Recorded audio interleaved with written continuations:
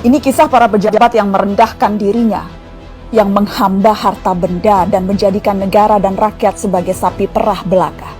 Saat kita semua menahan diri untuk melakukan ini dan itu, beberapa politikus dan pejabat kita malah tetap bernafsu untuk nodong sana-sini, ngutil sana-sini. Saat kita semua mencoba bertahan di tengah badai, jungkir balik melanjutkan hidup saat semuanya begitu sulit, para politikus dan pejabat juga tetap berakrobat dengan anggaran. Entah berapa ratus ribu orang yang sudah di PHK, yang usahanya bangkrut, yang penghasilannya merosot.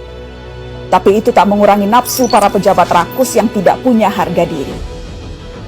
Menteri Kelautan dan Perikanan bersama beberapa staf khusus dan pejabat kementerian meminta cashback dari setiap benih lobster yang diekspor.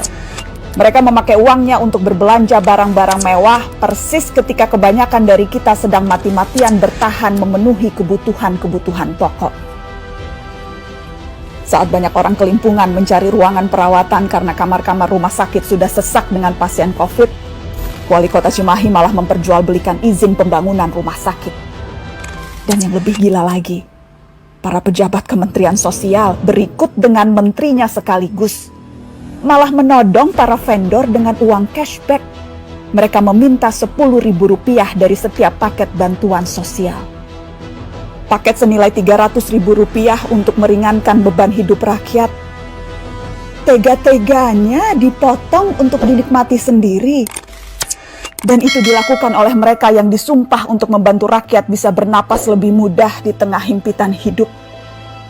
Inilah arti kebejatan yang sesungguhnya. Ampun ya Allah. Sejak awal, dana triliunan rupiah yang digelontorkan dalam bentuk bantuan sosial memang rentan diselewengkan. Sudah banyak yang memprediksi potensi ini. Mungkin memang kita tidak kaget, tapi bukan berarti kita harus maklum, bukan berarti kita tidak boleh marah. Kasus-kasus korupsi di tengah pandemi membuktikan kompas moral para politikus dan pejabat kita memang sedang berada di titik terendah. Bahkan pandemi yang membunuh banyak orang, menyengsarakan banyak orang, tak membuat para pelaku menahan diri dari hasrat memperkaya diri sendiri.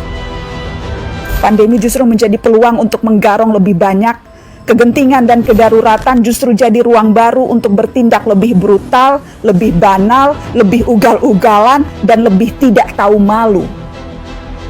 Publik, kita semua justru dibebani pekerjaan tambahan.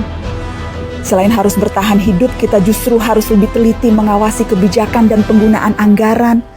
Tambah capek, tambah pegel, tambah frustasi. Tapi pilihannya tidak banyak.